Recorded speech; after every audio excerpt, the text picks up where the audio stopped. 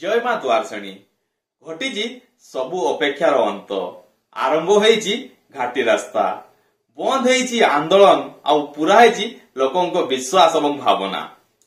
आज्ञा हाँ मु कथा कहूची बांगिरीपुसी द्वारसणी घाटीर आज बांगिरीपुसी द्वारसणी घाटी रे कार्य आरंभ होईची प्रशस्तीकरण विभिन्न संगठन विभिन्न दल विभिन्न राजनैतिक दल एवं अण राजनैतिक दल समस्ते मिलित चेष्टा करथिले द्वारसणी घाटी पई। एही घाटी रे अनेक समय रे अनेक लोकंको धन एवं जीवन हानि होउतला। निकट अतीत रे यहा किपरि रक्तमुखा होई उठितला ता आपण समस्तनको भलो भाबे जणा। तेणु विशेष करी भंज सेना एथिरे अग्रिम भूमिका ग्रहण करितला घाटी आंदोलन रे। से जहा भी हो से भंज सेना हो अबा अन्य राजनैतिक दल तथा विभिन्न संगठन समस्तनको प्रक्रिया एबे रंग आनीची कारण आज आरंभ होईची घाटी प्रशस्तीकरण रास्ता। आपण मो साइड जो वीडियो देखुचंती ए होची सेही घाटीर दृश्य देखंतु। किछि कर्मचारी ऊपर उठी ड्रिलिंग करूचंती जहा फल रे एठारे ब्लास्टिंग करा जिवो आउ पत्थर को फटा जाई रास्ता को प्रशस्तीकरण करा जिवो। एही पत्थर को फटेया पई कोनसी निर्दिष्ट टाइम वर्तमान सुधा जणा पड़ नाही।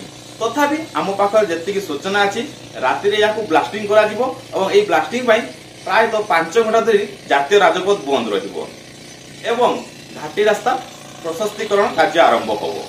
से जहा भी हो बहुत सारा धन्यवाद दबा हमें जिलापाल को अतिरिक्त जिलापाल को जहां को सहयोग बिना हुए तो ये घाटी रास्ता प्रशस्तीकरण कार्य आरंभ होई पाइ नथंता। धन्यवाद दबा भंज सेना को धन्यवाद दबा विभिन्न अनुष्ठान को आउ धन्यवाद दबा आम अंचल जनसाधारण को जेउथि आज एही आंदोलन सफल हेइची एवं घाटी रास्तार संप्रसारण कार्य आरंभ होइची। तेबे आज आमे एतिकी भाबिबा जे आसंता दिन रे बांगिरीपुसी घाटी रास्ता जेपरि रक्तमुखा न हुए कोनसी लोकंको जीवन न जाऊ कोनसी लोकंको धन नष्ट न हो। सेठारे घाटी रास्ता प्रशस्तीकरण कार्य शीघ्र सरू यह कोनसी निर्वाचन लॉलीपॉप रही न जाऊ।